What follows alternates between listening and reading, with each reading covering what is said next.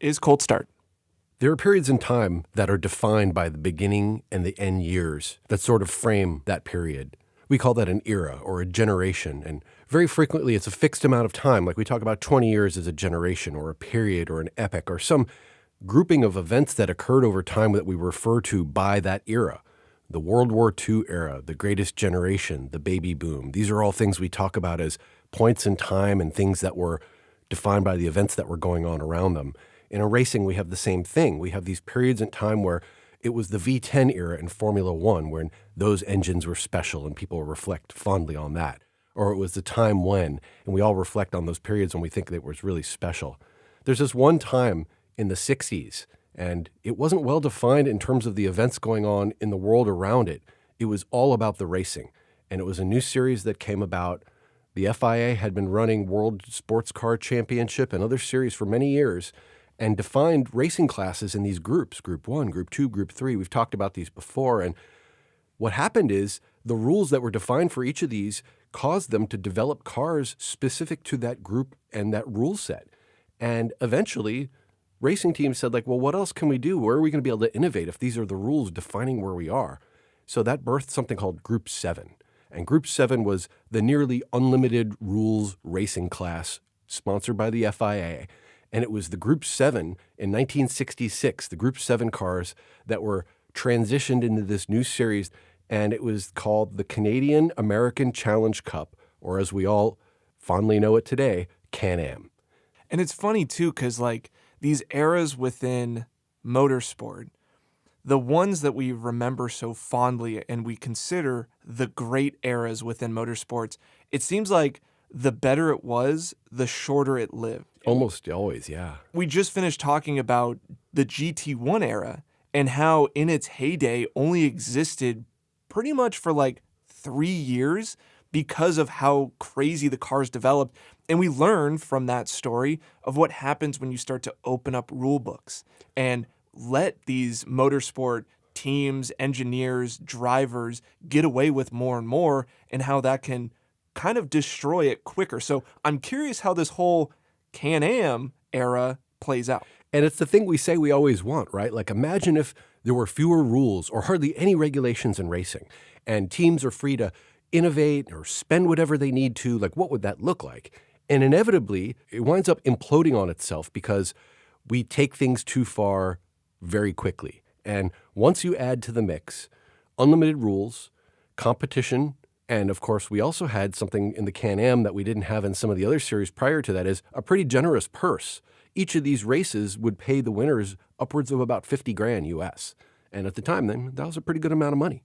I feel like money is always the thing that you need to be a part of the equation to attract the right people to show up and make for great racing. So Can-Am, the series as we know it, coming kind of out of Group 7, this unlimited rulebook for the most part, right? I would assume there are some restrictions of what they had to abide by, but maybe like engines and stuff like that were pretty much like, go for it. Yeah, Group 7 was effectively two-seater racing cars and international, what they called formula racing cars. The definition of what these things were was pretty open-ended, and it defined things like fenders and windshields and seats and headlights and taillights. But in terms of the power that they were allowed to develop and the aspects of design of the car, it was pretty open, and it allowed for a lot of innovation in creating new mechanisms in racing, in automotive technology that helped us really push the envelope forward and gave us technology that today we take for granted, but really was brand new, breaking ground in these race series like, and especially like Can-Am. So in the early generations of Can-Am, you said it started in the 60s. So what did that look like the first handful of seasons? Who were the main people that got attracted to be a part of this series? Was there a handful of big names that raced in Can-Am? Yeah, as far as series go, it was SCCA, right, the Sports Car Club of America, that had been running a series called the U.S. Road Racing Championship. And that was running into the 60s, and that included Group 7. What happened was, in 1966, they decided to split off to this separate group that they called the Canadian American Challenge Cup. And it brought over some of the manufacturers and teams that were participating in Group 7, like McLaren, like Porsche, Lola, Ferrari, BRM, and others. These were largely big block, giant motors, not a lot of body work around these things. They were intended to be pure power delivery vehicles. And the Group 7 cars of that era are very famous, and in the annals of racing history, if you've shown up at any vintage event or you've gone to Monterey Historics or anything like that, you'll have almost certainly seen some of these cars. However, Group 7 as its own entity doesn't get called out a lot. Can-Am sort of overshadowed that because of its success, and the names and the players involved with this thing were just second to none. So you can imagine, back at a time when Formula One was considered the elite motorsports event and sport around the world, those racers in Formula One were also participating in other series. It's a little bit hard to get your head around. You can't imagine somebody in Formula One today on their spare off weekends participating in other race series, because generally that doesn't happen, right? There's too many risks or concerns for sponsors and so forth. But at that point in time, that wasn't so present. You're talking about major Formula One talent who came into this series. Graham Hill, the only Triple Crown winner in history in racing, right? Sterling Moss, who they eventually made the Can-Am commissioner, not just a participant. John Surtees, the only winner of a world championship on 2 wheels and 4 wheels both. Bruce McLaren, who we've heard tons about. He was a racer as well as a designer and a team leader. Dan Gurney, Parnelli Jones, Jackie Stewart, Danny Holm. The list of names just goes on. It's just a who's who of the major players of road racing, sports car racing, formula car racing in that period in the 60s. And along with that were the cars and the hardware that they were driving. So coming over from Group 7, we had the McLaren M1A, one of those wedge-shaped cars that was sort of blurring the lines between what were prototypes, sports car prototypes that were just burgeoning, and the sports cars that existed previous to that. The Lola T70, that was the first race-winning car in Can-Am driven by John Surtees. Lola has a huge history in the space here, having developed many historic and famous winning race cars, including the Formula 3 cars that were used here at the Jim Russell School. We also had the Porsche 908, right? That kind of wedge-backed, really cool-looking sports car that was the precursor to the Porsche 917 that became so dominant after it. March, BRM, and other teams all brought their cars into this series. So it was really a who's who of the players, of the hardware, and then the venues. The venues where they ran these races, some of these were historically classic tracks that were just really unfortunate to have lost. But if you watch the footage, you can really appreciate what these places were about. These are courses like Bridgehampton out on Long Island, Laguna Seca, of course, in our backyard here in Monterey, Mossport outside of Toronto, and other places where the racing was gnarly and hardcore. They only had 5 races the first year. It's such a series. It picked up energy really quickly. They added a 6th, I think, was it the first year or the second year? It gained momentum so quickly. The innovation that was happening in the space was enormous, and it was all fronted by the fact that all of these players, some of whom were new to the space, like not a lot of people knew who Bruce McLaren was before this. Of course, we all hear that name and we take for granted the McLaren car company, but this was a single privateer, a dude from New Zealand, right? New Zealand, all of a couple million people far away, developed his own race car, entered in series as the driver, created a team, ran that team, ran in multiple series. This is the beginnings of the McLaren story and so many others like it. It's just such a fascinating period in the history of motorsports, and so much developed all at once. Yeah, I got to be honest, like the generation of Can-Am as a motorsport enthusiast was never an era that really like caught my attention. I'd always heard about it, right? People would always say like Can-Am, the time when there were no rule books and these cars were insane. And there's that famous quote too of that they were faster than F1 cars at the time. They were the fastest cars in the world. And like you hear about it, and maybe it's because they existed in like the 60s and the 70s. And for me, that's always the era or the decades where automotively I kind of is a blind spot. Like I never really paid attention. Like growing up, the 80s and the 90s, the touring cars, the stuff like that, that was really cool to me. And so it's like, I always heard about Can-Am. I heard about that it was a gnarly era, but never did any research myself to like look into it. And then we started having this conversation of like, no, you really need to look at what these cars are about and like how high horsepower they were in their later generations, which we're going to get into, of how insanely huge these engines were and how lightweight the vehicles were. The speeds were just insane. And not to mention, like you were saying, the tracks that they went to. we know Laguna Seca, right? Absolutely. We've been there. But when these cars raced there back in the 60s, the late 60s, early 70s, it was a different Laguna Seca. It is not the Laguna Seca that we know today. It was fast. And these tracks, even Bridgehampton, which people are like, Bridgehampton, like, what are you even talking about? This was a racetrack that was basically built in like the sand dunes in the Hamptons. If you've never heard of Bridgehampton or seen footage from it, you need to watch it. Like the course layout and how it looks and how fast it was and the elevation change, like these were not only challenging cars, but they were challenging tracks of the time with limited safety too. There's great footage of dudes ending up in the sand dunes when they made mistakes. It's out of control. You know, we really only learned about Bridgehampton in our earlier conversation when we were idling with Gary Rubio, who's been a race engineer and team principal. He taught us about Bridgehampton. We didn't know about that place. And he mentioned the elements of this track that once we started watching some of the historic footage of Can-Am races there, going into turn one at Bridgehampton, there was a long straightaway. Cars were going about 150 miles an hour into a downhill right-hand sweeper, 150 mile an hour turn into turn one. No barriers, no guardrails, hardly any safety, no runoff, and dirt from the sand dunes blowing over onto the racetrack. It was super treacherous and gnarly, and all those things that we hear about, those guys must have been really brave. They had courage. They had balls of steel. We're comparing in ways that we can't even conceive of today just because things have changed so much. What we think of as a racetrack today, what we think of as the acceptable perimeter around where cars are driving and where the spectators will be, it's a totally different ballgame today. There were spectators effectively on the racetrack, and that's just the way it went. And race car safety too. I mean, you see clips of these guys belting into these cars in the late 60s, and they're wearing an open face helmet, essentially goggles of some kind, and like a handkerchief over their face to like cover themselves from debris. And there's a roll hoop, but a singular roll hoop. We're not talking a cage. We're not talking a fully encapsulating them. Like these machines were built for speed and how to be as lightweight as possible with as much horsepower as possible with little to no consideration for driver safety. And these guys that jumped in these cars were diehard drivers. They wanted to be in this competition, maybe for the big payouts, like you were saying, like there was a reward to risk themselves for, but it was for the glory of motorsports. And the other thing that was like hugely impressive to me as you started telling me about Can-Am and doing this research, it wasn't just like a really cool era of motorsports for motorsports people.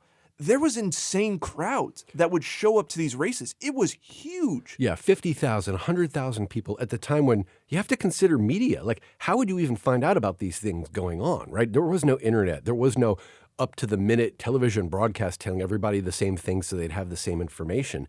This was the event going on, and there was a lot less competition potentially for attention, for eyeballs, right? So when the race came to town, people paid attention. They showed up because it was the thing going on, and all these big-name people and interesting thing was going on. And they came to some far-off places, but that became really well-known in the history of racing because of the venues there. One of those where the first Can-Am race took place on September 11th, 1966, in the mountains of Quebec, north of Montreal, at a place called Saint-Jovite. Today, they call that Circuit Mont-Tremblant. It's the Mont-Tremblant area where Saint-Jovite is located. It's a 2.65-mile road course. And again, it has the elements of these old racing courses prior to them developing all the safety and runoff and things that we're used to seeing. One of the notable things about that location, in addition to the fact that it's in Canada, and this was defined as the Canadian-American Racing Series, so all the venues are going to be in North America, there was a racing school that lived at Circuit Mont-Tremblant known as the Jim Russell Racing Driver School that started in 1969. So I feel some affinity here, right? We're sitting here at Sonoma Raceway where Jim Russell came, and they were in the early days, and I learned to drive a Formula 3 car because of Jim Russell developing that thing, and this all actually started there up in Canada at this Circuit Mont-Tremblant where Saint-Jovite was. And the number of famous people that went through that school, like we have very little appreciation of racing schools today, as we talked about. Right, yeah. You're talking about Gilles, Jacques Villeneuve, and then on that side of things, now let's flip on the other side. Who else went there? Lance Stroll and Nicholas Latifi. Right. So we have kind of like both ends of the spectrum Oh, yeah. of people Yeah. who come through here. But in that first year, right, San Jovite and Bridgehampton, Laguna Seca, Mossport, these venues made Can-Am what it was able to be, right? The cars, the racers, and the venues together really were what enabled and defined this era. So Can-Am started in 66. 66. And it didn't take long. Like you were saying, it was an open rule book, and it allowed for these engineers to be innovative with the cars and their designs.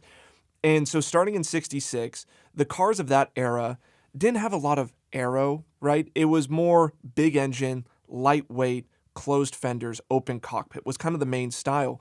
But within only 2 years, we started seeing some drastic changes to the silhouettes, and namely, which maybe this is getting into the conversation of the really cool cars that came out of Can-Am, was Chaparral. And Chaparral is famously known for a handful of their Can-Am cars, but the main thing that they were famous for in the early start of Can-Am was the introduction of aero wings. And they had a lot of background from the kind of aerospace or aviation side of things, and legitimately just like tacked on 2 poles on the back of their Can-Am car and put an upside down, effectively airplane wing to create downforce. It must have seemed nearly insane at the time, right? It was such an unusual thing to do. But Jim Hall, who was the gentleman who was responsible for the Chaparral car and company, he had a background in aerospace, and he was able to bring some of that knowledge into the motorsports space where, as you said, he put the wing on the back of the car. Not only did he put a wing on these high uprights in the back of the car, there was also a wing lower that people didn't realize generally below the front splitter.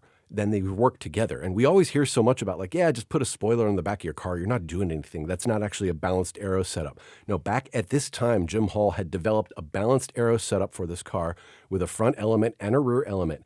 And they were both controllable by the driver. This is the thing that kind of blew me away. So active aero. Active aero. In the late 60s. In the late 60s, there was an additional pedal in the cockpit that the driver had access to where they could change the angle of the wing. So they could flatten out the wing to reduce drag on the straightaways, increase the angle of the wing for better downforce and grip into turns, or increase the angle of the wing to act as an air brake under heavy braking. This was so innovative. This is in the late 60s. Racing hadn't seen this. Cars hadn't seen this at this point in time. And there's this guy just saying, like, why don't we try this and see what happens? And this car was pretty dominant. Other than some reliability issues, right, the aerodynamics principles that he demonstrated proved themselves out in a meaningful way. And so in 1968, if you watch Can-Am races, all these other cars are kind of low slung, not a lot of bodywork, not a lot of aero. Then you had the one Chaparral. The 2E. The 2E with the massive uprights and the one wing. Now, once again, like you were saying, that car was so successful in 68. In regards to lap times, it didn't necessarily have a lot of wins because of the reliability issues, but the aero concept was so successful that in 1969, half the field had very similar uprights and wings. Yeah, the McLaren had one on the back. It's really, really specific to that year. Like that was the year they put those on the back of the car, and you know that's the one. Yeah. And it really kind of led us through this evolution of the early period of Can-Am from 66 to about 69 to find sort of the first phase of that development, right? Aerodynamics on cars, the other manufacturers, the other constructors seeing that, sort of emulating one another, kind of picking up on that new technology and trying to refine it in real time. It was a super cool thing.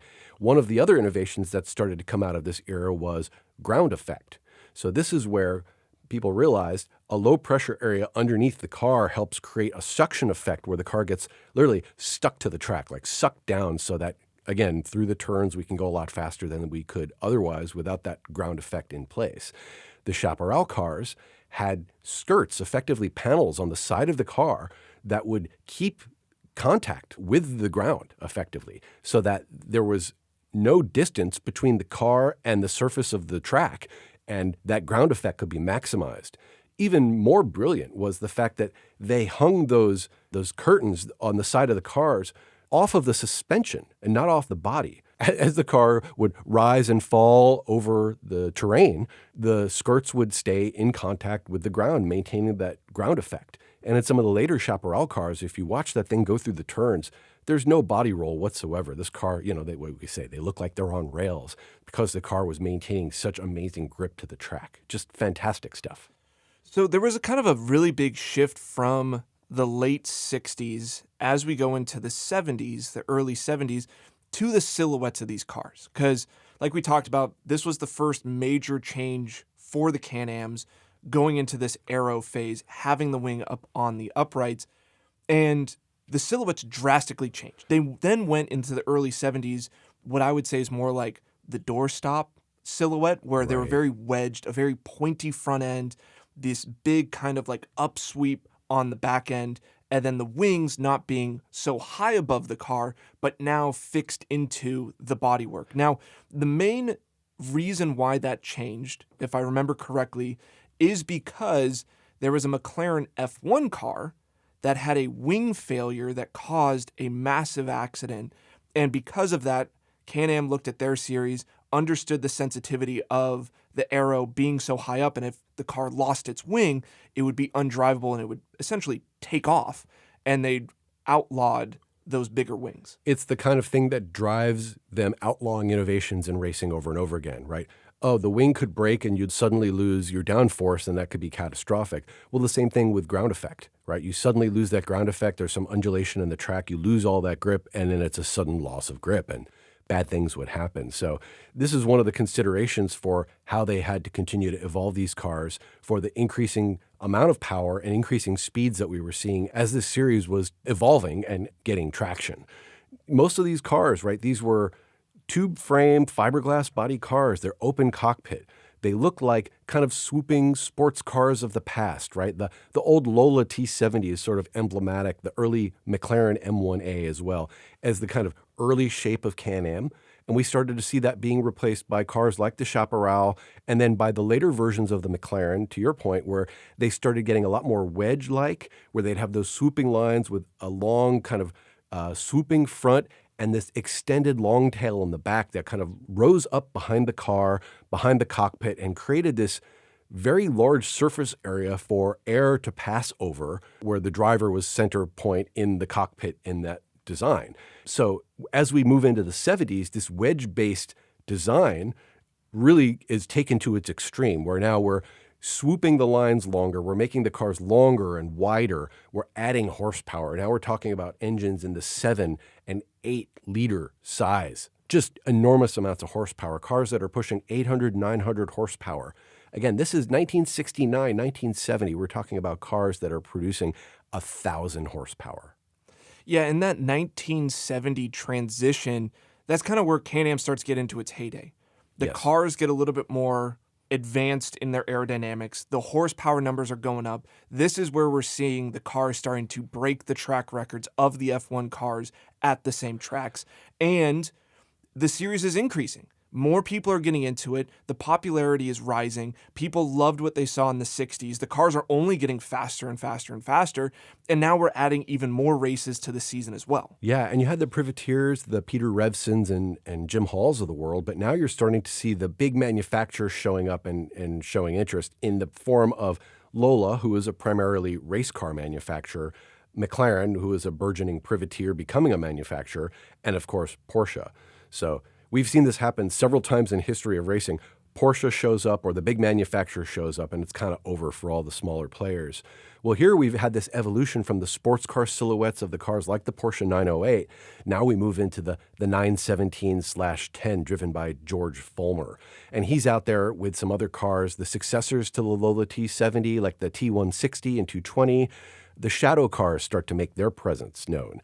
These are very go-kart looking cars, short wedge-shaped things with gigantic engines on the back. They just look like they dwarf the driver and everything about the car itself. And we had an expanded calendar. We went from 5 or 6 races a year to 11 or 12. We've seen this happen in other series. They start to gain success. There's more fans showing up. There's more opportunity. There's more money to be made. So let's put more races on the calendar. And some of the innovations that came along with this, in addition to the cars themselves, are new racetracks. There's more people wanting to see these forms of racing. And so in 1970, we had the inaugural race at Road Atlanta happen in the Can-Am series. And such cool shots. If you watch the video of the helicopter flying around Road Atlanta, the shape is so distinctive, and knowing that that was a brand new circuit at the time, and they were just learning it and putting themselves through their paces, at this new place. And then further development, Jim Hall and the Chaparral car, they took that 2E wing car, they evolved it a few more times, and they got eventually to what they called the 2J car. This car is a standout in the history of motorsports. First of all, the shape of it. It looks like it would barely work. It looks like a giant box. The back of it is vertical, like straight line, top to bottom. The thing looks kind of like a washing machine, if you had to describe it in some sort, with these two big fans on the back. People are like, what are these fans? Well, the fans were powered by a separate engine. So there was an engine for the car, like we would always expect, and there was a secondary engine that came out of a helicopter that they used to drive these fans on the back that they used to enable the ground effect. So along with skirts, these fans would create further suction, so the Chaparral cars literally looked like they were stuck to the racetrack, and they produced amazing results. Oh, by the way, the Chaparral car also ran on an automatic transmission. Automatic transmission on a race car? That seems like impossible. Like, why would we even do that? Yet that was one of the innovations that was created at the time. And don't forget, Jim Hall, Chaparral cars, they weren't from Detroit or Motorsports Valley of North Carolina or outside London in the UK. He was from Midlands, Texas, the middle of nowhere, this podunk place. And this guy was pushing the envelope for technology, for motorsports across the world. It was amazing the kind of stuff that was happening. And so you see how much impact an individual, a Jim Hall or a Bruce McLaren, could have on the entirety of a sport and an industry like the automotive industry we see today. Yeah, and that car is super interesting, the fan car, as kind of everyone refers it to. Yeah. It only ran 4 races before it got banned. And people might be thinking like, all right, you look back on this history, you look at this car, it basically sucks itself to the ground. So that means that you have consistent downforce, whether it's a slow speed or high speed corner. How successful was it? Was it a success or was it a failure? Now, and it was, and very importantly, without creating the drag of the wing, right? So one of the issues was the wing would give you downforce, but it would also slow you down. It would give you drag in the straightaways. Whereas these fans, they're operating all the time. There was nothing up in the air to create any further resistance. Yeah, and the car did put itself on pole, set the fastest lap times at a handful of different tracks. Once again, it only raced 4 times. But unfortunately, it was plagued by reliability issues, which I feel like is the story of Chaparral of all of their cars, is that they're really, really fast, but they can never finish any of these races. And these races were long races. Like, these weren't sprint races. Like, some of them were 200-mile races. Like, it was pretty substantial what these guys were doing in these cars. But anyway, with the fan car, it got banned during that same time. Like we were talking about, when these wings got banned was Can-Am basically open rule book, but they created a rule book of like no active aero. Right. They didn't want these wings moving around because if they failed, the potential risk that could happen. Now, the other teams, seeing the potential success that the fan car, the 2J, could have had in the series, argued its downforce is reliant upon moving parts, aka the fans. Yes. The wings aren't moving because it doesn't have wings. The blades of the fan. So they essentially got the car banned in that same rule set. So the car only existed in 1970. And once that car got banned, Chaparral basically was like, okay, we're done with Can-Am. Like, we had our fun. We did our innovation. After that, they're like, all right, if you guys aren't going to do a true open rule book, we're out. Yeah. And at this point, McLaren had been dominant in Can-Am, winning 1967 through 1971 across the board. Bruce McLaren and Denny Hulme sort of trading who was going to win for the season. And then in 1971, Peter Revson driving the McLaren M8F was also victorious. It wasn't until 1972, and remember we talked about Porsche coming in and sort of evolving from their 908 to the more prototype-like 917/10. It was in 1972 that George Fulmer and the arrangement between Porsche and Penske Racing became formed, where the 72 series was one where Porsche took over. That relationship between Porsche and Penske lives till today, right? When we talk about the LMP1 hypercar level, GTP1 level, we talk about the Porsche Penske car. And so that started all the way back in 1972 here for Can-Am.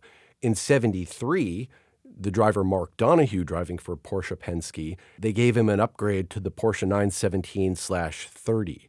So this was an evolved chassis with a new power plant. And it was, again, dominant. The 1973 season was far and away one. I think every single race in 1973 was run by the Porsche team, with Mark Donohue taking the title for the season. So you're talking about big manufacturers coming in, spending a lot of money, increasing the capability, increasing the complexity, putting some of their weight into forcing competitors out like Chaparral because of these rulebook questions, and at the same time continuing to develop their own horsepower capability. There was speculation that the 1973 version of the 917-30 car could produce, in qualifying trim, over 1,500 horsepower and would go from 0 to 200 miles per hour in 10 seconds. So hold up. Let that sink in for a minute. We're talking about 1973. That's 53 years ago. This 53-year-old car was producing north of 1,500 horsepower. And today we're pretty impressed. And okay, it's a production vehicle. The new ZR1X that's just come out has been rated somewhere in the 1,200 with an electric engine and a massive gas plant on it as well. But these guys were racing these cars 50 plus years ago at that level of power. Just unreal. And then the innovation that occurred here is just second to none. I can't say anything else more about it. Yeah, and where have we heard this story before of McLaren was dominant? It was winning in Can-Am year after year. It seemed like the two Papaya Orange Can-Ams were always at the front. They were always the team to beat. Some of these other smaller teams were trying to be more innovative and trying to find extra speed. This is very similar to what happened in that GT1 story that we talked about of McLaren was dominant with the F1. That's right. And then it drew the attention of Porsche to come in and essentially stretch the rule books of creating their version of a GT1. Same thing happened here. Yeah, they took their 962 car and sort of just rebodied it and put it under this other series. And we saw kind of similar stuff happening here. Same deal. Can-Am, McLaren's dominant, grabs the attention of Porsche. Porsche comes in with this massive hammer in 73, which is that 917-30, and kind of, one, wipes out McLaren, wins the championship, but then also effectively kind of wipes out the series. I mean, Porsche coming in with a flat 12 twin-turbo engine that's able to create close to 1,500 horsepower. Where do you go from there? And a lot of these other teams saw it, and they're like, we don't know where to go from here. And even during that season in 1973, during one of its final races for McLaren, because McLaren knew that they were going to be done after the 1973 season. Yeah, the writing was on the wall, right? The same team is winning every race. We know what's happening here. They saw that this was it. There's nothing that they can do to compete with the Porsches. But to compete with that engine for that season, for one of their final races, they threw in a 8.8 liter V8 engine that made close to, or a little bit more than 900 horsepower to try to compete with the Porsche. So they didn't go out without swinging, but I mean, like, in comparison to what the Porsche brought in terms of speed and performance and technology, there was really nothing else that any of these other teams could do to keep up. And once again, this whole runaway of innovation and trying to push the limits further and further and further was ultimately the demise for Can-Am in the early 70s. Yeah, I mean, even the opportunity for these other manufacturers, small names to come up. You know, if you're a McKee or Caldwell or BRM or March, are you really going to be out there competing up against McLaren and Porsche? Probably not. So it's sort of the thing that it extinguished itself, right? It was a success disaster on the part of McLaren and Porsche dominating to such a point where it sort of starved all the other teams of oxygen and they just couldn't even survive. And that eventually led to the winding down of this series. Well, there was one other sort of macro condition, right? 1973, 1974 was the oil crisis, right? And for those who are not aware, it was sort of the first of these Middle Eastern oil fuel crisis where we had differences of opinion about trade and treaties around how oil is being exported or imported. And gas got really expensive to the point where it wasn't in supply sufficient to allow for motorsports and racing to occur. And where it was, the cost of it went right through the roof. Hey, this sounds really familiar, right? It kind of feels like what we're living through right now. Maybe learn from the past. But it made sense. In this time, with the oil crisis, obviously fuel became more expensive. So in 1974, the season, the races, everything got shrunk down. Yeah, back to 5 races for the season, and they canceled the last race that was supposed to be at Riverside. And that was effectively the end of Can-Am as we knew it. And you look at it, it started in 66, kind of its early development of creating these crazy cars started in 68, 69. You know, maybe the golden age of Can-Am started in 1970, Yeah. and it was over by 73. So once again, this story of a really cool moment in motorsports and really cool racing, cars, drivers, advancements in technology, but it was so short-lived. Like when we were talking and going back through this research, I kept having to look at the dates again because I'm like, these cars are changing drastically, and this is over a 1-year change, and then all of a sudden it's all gone within 3 years. Like, it kind of blew my mind of how quickly things changed and things ended. Yeah, such a compressed period of time to see that level of innovation, the amount of changes that were occurring at such a rapid pace, and it's one of those things where if you give racers a rule book, they're going to find ways to innovate around it. And so it was a really thin rule book. It allowed for a huge amount of innovation in a way that we haven't seen fostered in a lot of race series even since. And as this thing sort of died on the vine, the manufacturers who were involved in this and became dominant, they kind of lost interest and wander off elsewhere. And then there were all these cars left over, right? All these very amazing high-power cars that they created for this series of Can-Am. The team owners, they were participating in other forms of motorsport. There are other series around. They wanted to find kind of the next life, the next generation of these cars. So a lot of the teams and even some of their cars migrated into what was called the Formula 5000 series. And there was another series that was taking place over in Europe at the same time that is kind of considered the European Can-Am called Interserie. That was formed in 1970, again, came out of the emergence of Group 7 regulations where there were no real requirements for horsepower or aerodynamics, any kind of engine limitations, very liberal rules. And again, seeing well over 1,000 horsepower. This was a multi-class series. And very interestingly, one of the things they did in Interserie was they took these cars, some of which were Formula chassis. They took some old Formula One cars as well as these Can-Am cars.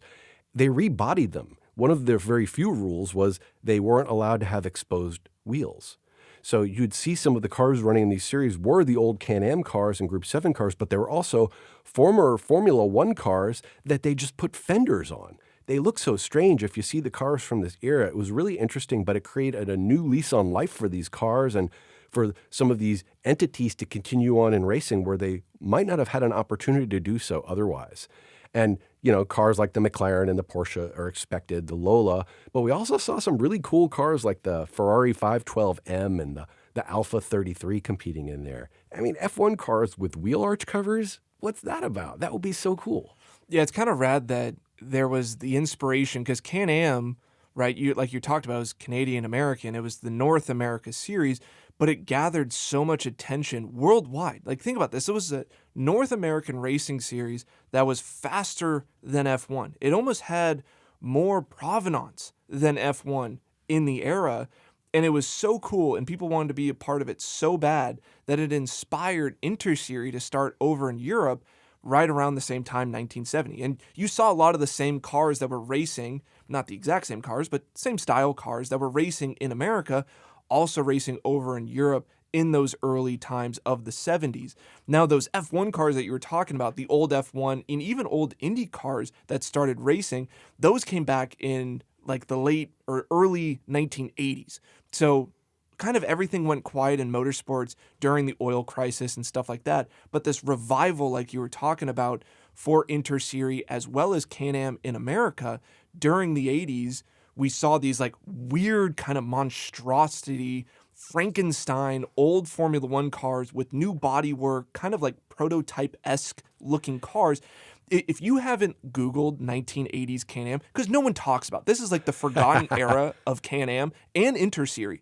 But if you haven't Googled these cars that raced in the 1980s under the name Can-Am and under the name Interserie, you're missing out on some really crazy 80s innovation. Yeah, pontoon car. Let's just talk about that.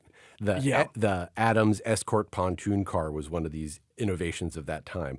Just the strangest design. If you don't know what that is, if you can't picture it, do a Google search on that pontoon car. There were a lot of innovations that were really more of like integrations, right? They were an amalgam of different things put together versus something being created for the first time, out of plain cloth. Right. And yeah, the 80s, I think like that era of Can-Am and Interserie was really run by the privateers. That's right. Because the main era of Can-Am, that was major manufacturers. There were smaller teams, but people were pretty serious about it. And even Interserie in its heyday was kind of the privateer version of the American Can-Am. But especially in the 80s, we saw a lot of people kind of rejuvenating these old chassis, like one or two generation old, what was at the time kart, the kart cars, IndyCar, I mean, which is called IndyCar. Yeah, kind of pre-IndyCar, yeah. F1 cars that were no longer valid to race in Formula One. They found a new life in a new series run by privateers, having fun of pushing the limits of aerodynamics and developing these new bodyworks and even like old prototypes. So in the 80s, you watch this Interserie races and you have these Frankenstein open wheel cars with closed fenders now. You have these old prototypes, even like old Mazda rotary prototypes racing against one another in Europe. It's really cool footage, and it kind of seems like an era of motorsport that was forgotten to kind of like the winds of time, because I guess it wasn't as popular as like the main Can-Am, which is fair, but it is a really interesting continuation. And then after this kind of continuation of Can-Am, things kind of fizzled out, and Can-Am took on different names after that, but it was never really what it represented in the 70s and 60s. Yeah, it had been reborn with different rules and different circumstances, called Can-Am, but not the Can-Am of the 1960s that we're talking about. There was a period in the late 80s into the 90s where Carroll Shelby, yes, that Carroll Shelby, developed a car called the Shelby Can-Am, and they had their own series that was run by, among others, Sonoma's own Memo Gidley was in that series. Other folks involved with that were, mostly, like you said, privateers and not large manufacturers. It was an SCCA sanctioned group that was running, and it lasted for, what was it, about 6 or 8 years? No, longer than that. So the Shelby Can-Am, that is a rabbit hole to get into, because I know, I wasn't even going to mention The it. cars that they made, it was kind of like a new spec series. All the cars looked identical.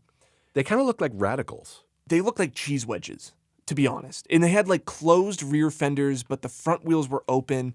They're bizarre looking cars. But after they raced them in North America, a lot of them got shipped to South Africa. And then they found new life in South Africa, where they raced in their original bodywork, but then got redesigned to look like more modern prototypes and continued to race for, I think, until like 2010. Yeah, so they swapped out the Dodges that were in the Shelbys and the Shelby Can-Ams with Nissan engines. These cars lasted way longer than they should have and found new life in weird countries, into different weird series. The Shelby Can-Am could be its own episode of like how crazy the whole thing was and how it just didn't die off. I've seen one of these cars. These cars still exist. There's people that still race them in like vintage classes. I saw one for sale on like Racing Junk, and it was only like $25,000. They're weird. They're not so held bizarre. in extremely high regard by collectors, apparently. But it was an outgrowth of this amazing thing that existed. It tells you something about the nature of the Can-Am series, that so many things that came after it were trying to relive that glory, attach themselves to the name, rebrand themselves through the lens of what that thing was in retrospect. And we talked about eras at the very beginning of this episode. Can-Am was an era. 66 through 74 was its own thing. The cars that ran, the people who raced, the places where they raced, those series, those races were kind of unlike anything that had happened before. And I don't know that we've really seen anything like it since. Yeah, and it's one of those things where it would be almost impossible to recreate. It's one of those things where like you got to let the past be the past. Like you can't relive those glory days, because I really don't think if we were to look at trying to create a Can-Am in the modern sense, that it's ever going to be what that era was. And whether that's because of safety limitations or technologically, like what those cars would have to be in modern era to have that same sort of appeal, the monetary side of it would just be astronomical. Looking back on this whole story of Can-Am, I was expecting the reason why Can-Am got killed off or died was because there was too many people dying in these cars. Like I always assumed how powerful, how fast they were, and how limited there was in regards to safety of the tracks as well as the cars. I was thinking like, yeah, they were just killing people off, and they're like, okay, we need to stop this. Like, this is getting way out of hand. I was so surprised when we went back and did the research that I don't think there was a single death in a race, possibly one, but I think the only deaths that were in Can-Am cars were testing or out of season driving. That's right. Yeah, there was a death in the later version of the Can-Am series that happened in the 80s. And then we had lost drivers who were participating in Can-Am during that era. So famously, Bruce McLaren died when he was testing at Goodwood, not during the Can-Am series, doing some other work. Yeah. Fell victim to that in 1970 at the age of 32. And then, of course, Pedro Rodriguez, the Formula One driver, Yeah. participated in Can-Am and had also passed away in 1971, not during Can-Am, but at a different event. When we did research for this episode of watching a lot of old footage, because it still exists, which I'm so blown away by, and like the commentary and the narration and everything, there's really great videos out there to be able to watch this racing happen at places like Bridgehampton, the brand new Road Atlanta, all that sort of stuff. What I was amazed by was like, they captured a lot of the crashes that happened on camera. You watch these wrecks, and then the announcer says, they're uninjured. And you're like, how? These cars went airborne. They flipped through the air. They would land upside down. You're like, there's no way anyone's walking away from this. And all of a sudden you see the driver, moseying back to pit lane, walking away from this crumpled, smoldering, what used to be a McLaren, Porsche, whatever. It blew my mind that like that wasn't the issue of Can-Am, that it was like maybe some external factors of what was going on in the economy and in the world, as well as just like Porsche dominating motorsports like they do all the time. Remember, this was still the era where a lot of drivers felt like you were way better off being thrown out of the vehicle than to wear seatbelts to keep you inside in case the thing flipped over or was in like a flaming wreck. So the fact that there weren't that many deaths in these cars during the series was a huge surprise and revelation. And when there were accidents, the fact that people walked away from those was, you almost have to call it dumb luck. I mean, given the circumstances that occurred, when you see these things and you can go watch this footage, it's so period specific and era correct. But when you see these things happen and people walking away from these things, and oh, by the way, some of these cars went airborne. I know we told you it wasn't until 1998 or 1999 or in the mid-90s, the Sauber C8 we think went airborne. But no, back in the Can-Am days, check out some of this footage. You're going to see cars flipping back over front because of the aero that was being developed. Yeah, and it's funny too, because like the one clip that we saw of the car going airborne and flipping through the air was almost the same thing. It was like following a car close behind, was going up and over a crest, and it just took off. And it's just, once again, it's like this series was crazy, and I wish that I would have known more about it sooner to show these cars more appreciation when I've been able to kind of stumble across them in different forms, whether it was like the early 60s versions or the early 70s, and just understanding like the complete bravery that these drivers had to get into these vehicles that were just, the power to weight ratio was just absurd and insane. And the showmanship that they put on track, the crowds that they drew, it was just an insane spectacle and an insane time in motorsports history. And it's one of those things where it runs away. Like we had something special. It got to a point where it overgrew and extinguished itself before we really realized how special it was. And yeah, there were huge crowds coming out to these races and people having a great time and understanding what was happening there. But this is one of those things that seems to have gained more importance and has been more heralded in retrospect as time has gone by, and as a new generation of people have been able to appreciate what this thing was all about, When it's all old heads talking about, I remember the races back in my day. Those cars were great. I love those cars. That's not going to fire up young people. They're not going to want to know that. They're going to maybe avoid it overtly because the older people are like, no, this is a really special thing. But, these vintage events that happen that allow us to reconnect with some of the old cars from the Can-Am era really enable us to see the scale, the presence, what was so special about these cars in person. And if you have a chance to be near one of these things, it's highly recommended.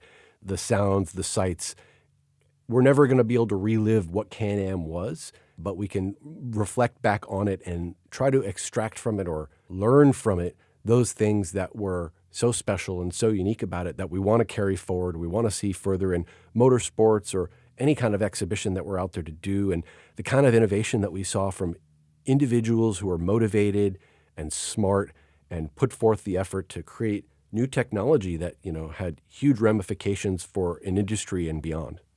So to close this out, to ask a question, do you think that, I know we kind of talked about like this can never be recreated, but could you see a space in modern day motorsports to create a series that is kind of open rulebook? Is that something that's viable, or is it kind of gone to the old days? Yeah, every once in a while, a manufacturer will build something that's sort of that proof of concept just to see if it can be done. And you and I were just talking about, I guess there's some famous, really rich guy who's having Aston Martin commission him like the fastest race car ever built. And that's not going to ever get used. It's never going to probably be driven by that guy.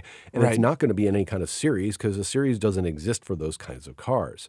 So we wind up in this space where we have to maybe be a little more practical and say, well, we've seen a further life to cool things if we rebody them or rebrand them or look at them a little differently. So what about all of the no longer current model era of Formula One cars or prototype cars, LMP1 cars from the last decade? What if we took those cars that are not being used? They're sitting in collections or in museums or in mothballs somewhere. Let's bring them back. Let's take the rule book away. Let's increase power. Let's increase aerodynamics. Let's see what we can come up with. Let's allow the Bruce McLarens and Jim Halls of today to innovate in a way that they're prevented from doing because the rules won't let them. Yeah, I know exactly that Aston Martin that you're talking about. There were some spy photos that kind of got leaked, and the front end of it looks very F1-y. It's like a center seater, open cockpit. It has the halo, but then the front tires are covered. It has fender bodywork. And then same thing in the rear. It almost looks more like a prototype or a GTP car-esque. And looking at that, I mean, the first time I saw it, I was like, okay, this looks very alien. But then as we started having this Can-Am conversation, I was like, I mean, this car looks like it was built under the same rule set, lack of rules, or mindset that these Can-Am cars were built like, especially those ones from the 80s that were kind of like crazy and radical of like, hey, let's take a formula car and make it faster. And so, yeah, these cars exist of having that mindset of like no rule books, what is possible. But like you're saying, is like, is that car ever going to see competition? Probably not, right? It's kind of a test. It's just like a show of what is possible, but it'll never come to fruition of like an actual series. But I think it's totally possible of, creating a sanctioning body that allows some of those older cars that aren't doing anything else of like, hey, take that chassis and build upon it, add more horsepower. The same thing of the Porsche Tribute. The 919. The 919 Tribute. Yeah. It was the same concept of like, we're not going to abide by the WEC rules. Let's just turn it up to 11, unlimited, no restrictors, nothing like that. What is possible, right? And so I could see like a modern day, quote unquote, Can-Am be like that, where it's like, let's take the old Formula One cars, the old Indy cars, the old prototypes, the old, LMP1s, Right. and just like whatever the restriction is that you weren't allowed to do this, the rule book, the FIA was going to slap your wrist if you implemented this cool technology that you have, but you couldn't do in competition. Bring all those cars together and create something kind of a hodgepodge, but like, just for the sake of what is possible, pushing the limits. Yeah. The only thing you would run into is maybe, once again, the safety aspect of it, but it'd be cool. It'd be cool to see like kind of a new modern era of like the crazy innovations of fan cars and stuff like that in motorsports again. It's just, that's what makes motorsports fun, is like the creativity, the innovation, the uniqueness of all these cars that can come out of these kind of pressure cooker eras. Yeah, and for that experience, right, we have all these amazing venues around the world where we can choose the racetracks that'll provide the best dynamics for racing. Not necessarily that's most conveniently located or gets the best media coverage or somebody paid the most amount of money, right? Let's optimize here for the product, which is the experience and the quality of racing that's happening. I think this would allow us to do that, and there would be a groundswell of support for this. People would love to see it. They'd clamor to see it, and then before too long, the big manufacturers would show up and probably ruin it. Probably Porsche again. Well, this has been a fun dive back into the 60s and 70s of motorsports and in an incredible era of Can-Am. I'm sure if you're a car enthusiast, you've heard of Can-Am and you've heard the generation of that series before, but maybe some of us have not taken that deeper dive and really understanding what those cars were like and what that era of racing kind of felt like. And it's incredible. So this has been an awesome time. Let's check out some more of these events where these cars show up, because now with some context and understanding of what they are, seeing how special they really were, it might change the way we perceive them entirely. Oh, absolutely. And I would still give praise to any person that jumps in a Can-Am car, even in modern day. Heck yeah. Cool, man. Well, thanks, Silas. Thanks, Todd. Thanks for listening. This has been Cold Start.